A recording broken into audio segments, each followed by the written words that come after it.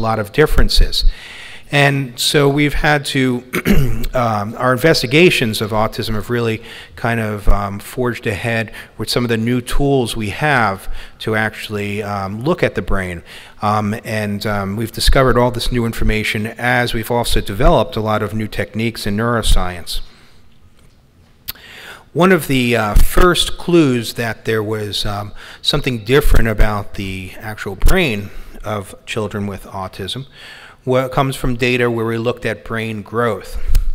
And really there's a number of studies, that is, there's studies that have looked at growth in head size over the first years of life, and then also studies that have used neuroimaging tools, that is, mostly magnetic resonance imaging scans, to look at the size of the brain.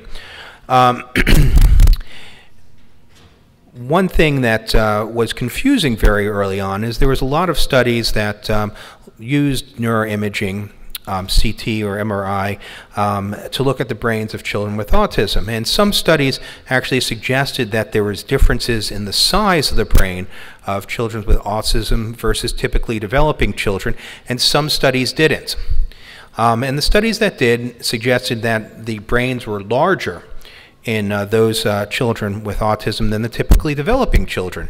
But as I said, some studies didn't. And it wasn't until a while that people took a step back and actually looked at the subtleties of these changes in the size of the brain and looked at how things changed with age. And this is a nice graph here where we have plotted the different studies that have looked at head size or brain size using MRI by age. And when it was plotted out this way, what people realized is that, well, what happens is very early on, the brain is larger in children with autism. And then as they get older, the size of the brain is more similar to that of typically developing individuals. And it's very interesting because this suggests that these changes are dynamic. That is, that it's not just that things are bigger or smaller, but that children with autism, the brains actually enlarge early on.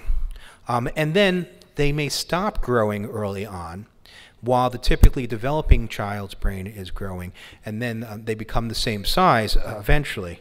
One very interesting study actually looked at head size from birth through 14 months here, and measured head circumferences. And early on, when a child's developing, the circumference of the head is proportional to the size of the brain that's inside the head.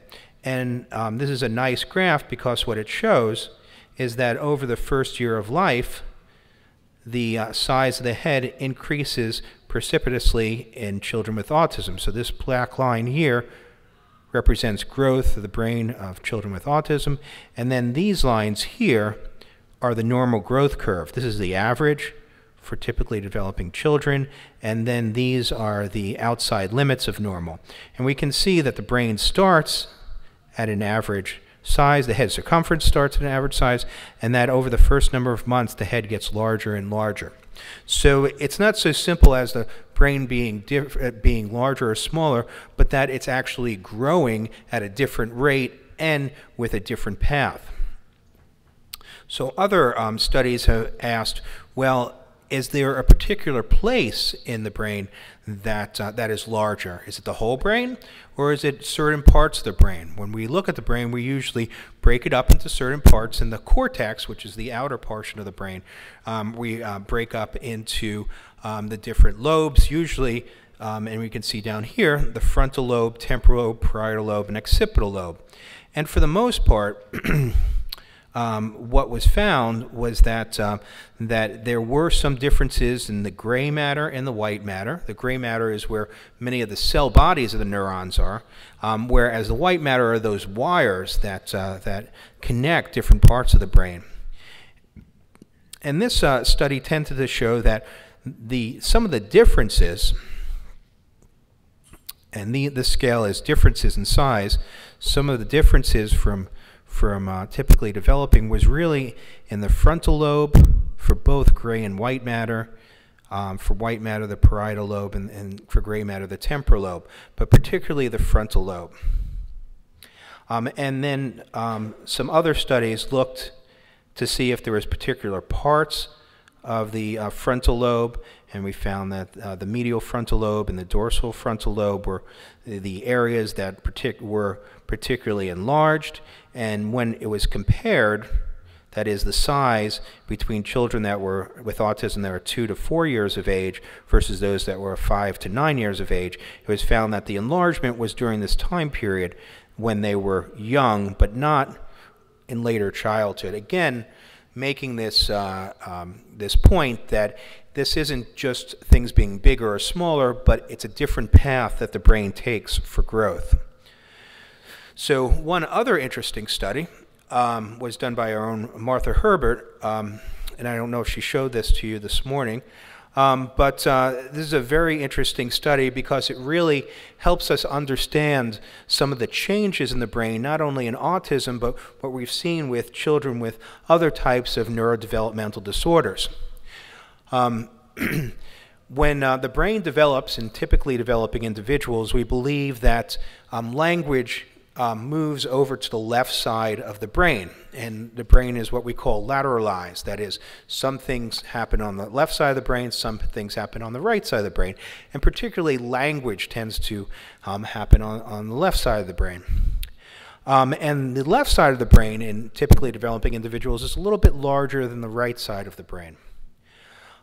Many studies throughout the years try to measure the size of the left side of the brain and the right side of the brain and compare them. And they found that individuals with neurodevelopmental disorders tended to have what they said was a more symmetric brain. That is, when you looked at the size of the left hemisphere and the right hemisphere, they seemed to be about the same, whereas in typically developing individuals, if you looked at the left and the left was a little bit bigger. What Martha did is she said, well, that might be great on average, you know, if you average up the two sides of each side of the brain, that might be true. But what if we look at the individual parts of the brain? That is, each hemisphere is made of these different lobes, which I previously described, but then there's also these sublobes, little pieces that have their own function. And let's ask if they're lateralized to the left or right individually. And you can plot out what percentage of those are lateralized to the left and which are lateralized to the right. And we can see in the control subjects that there is more parts of the brain that were lateralized to the left than to the right. But when we look down at the autistic subjects, to our surprise, what we find is that there's the same number of areas that were lateralized to the left. It's just that more areas were lateralized to the right. So this suggests that it's not just one side of the brain is bigger or the other side of the brain is bigger, but that the individual parts may be bigger or smaller on one side or another. And when this is mapped out, and this is a diagram where it's shown that the areas that are bigger on the left are in black, bigger on the right are in gray, we see that there's some areas that are bigger on the left and a few areas that are bigger on the right in these control subjects. When we look at the autistic subjects, we find out there's lots of areas that are bigger on the left and lots of areas that are bigger on the right. And what this seems to suggest is that in order for areas of the brain to really work together, they have to be connected and they have to kind of be of the same size very close on. And this suggests that the brain is more disorganized and that these little portions of the brain may not be working together as well.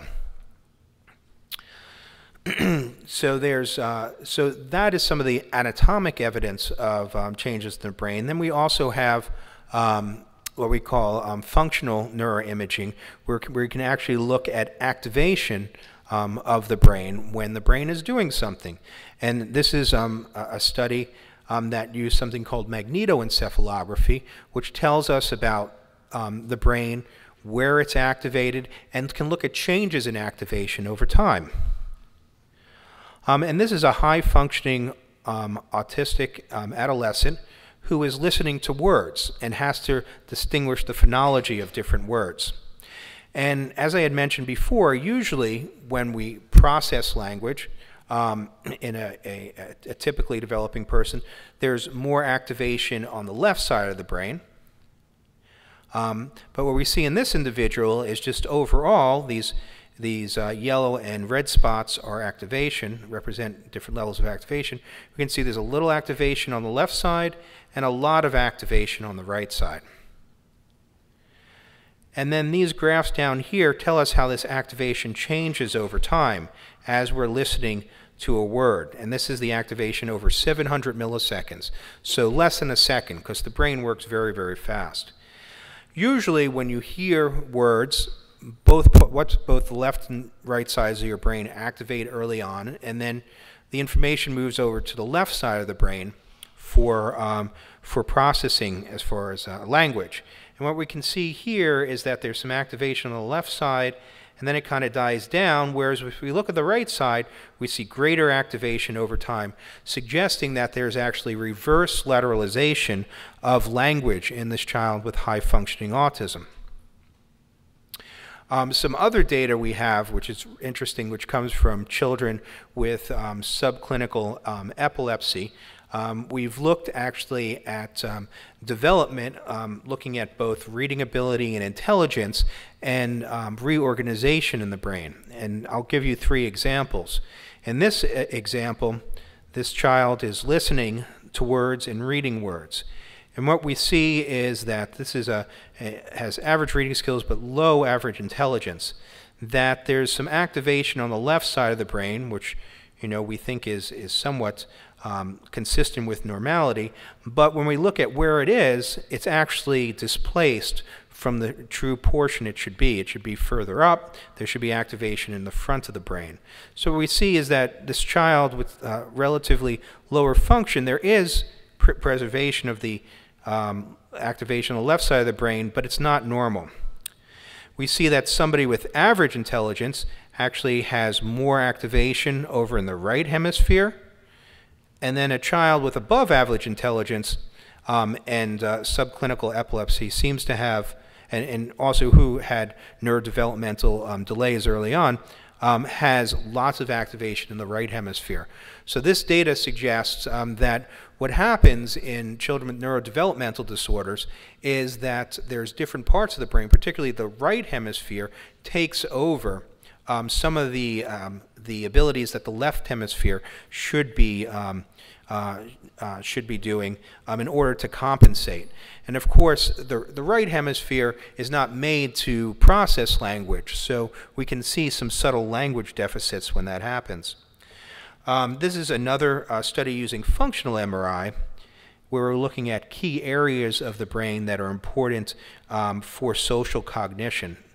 And this is another example of how the activation of the brain in children with autism differ from those with typical development. Here we see, when we look at the area, this is the activation of the STS,